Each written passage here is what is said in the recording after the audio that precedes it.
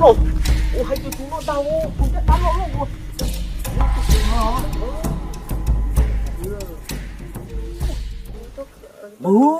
Tụi quái cô chúng nó chúng chắc có lỗ nữa.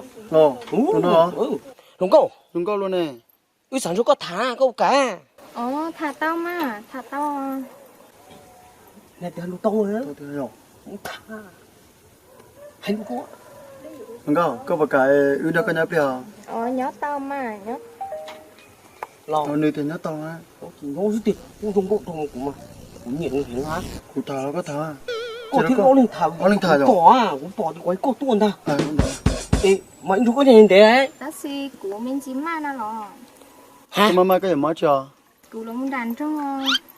Wow, mình xíu muốn đàn ông ta. Mình thấy muốn đàn đông nó nè. Nè. Lò. Con này kêu nó nè.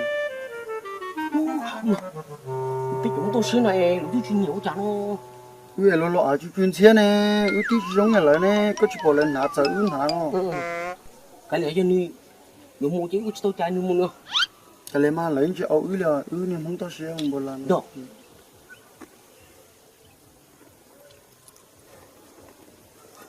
Cô sai chứ do. Ngủ nè. Cái gì á? Rồi gọi ưu này ưu tôi thả nên chỉ thả ưu liền. Mà chờ như này coi là ok Ta đi nó. đi nó rồi Nà mò là cái tiểu tua thì chỉ có chỉ tua thì nó thì mù ấy chị có chị bớt ta ok tan thôi rồi chỉ nên nó tôi dày đi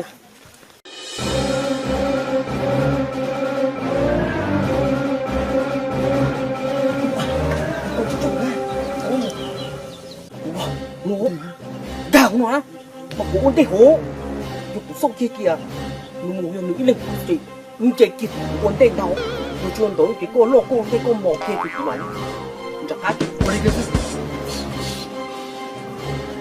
nó hố đi trong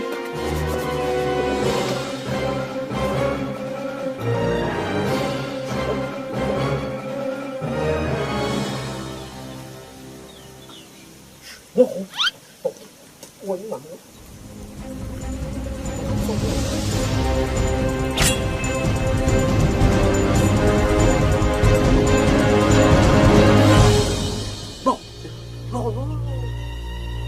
chết trả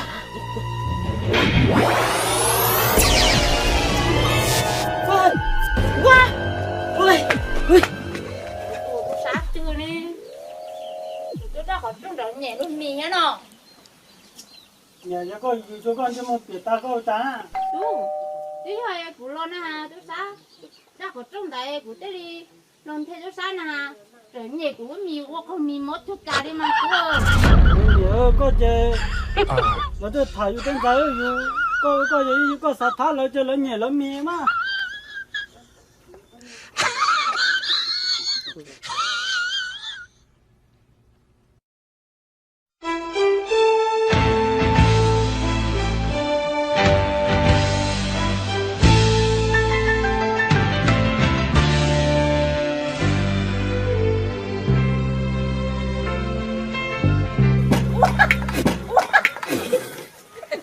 Cháu nhìn tôi cháu luôn đi á.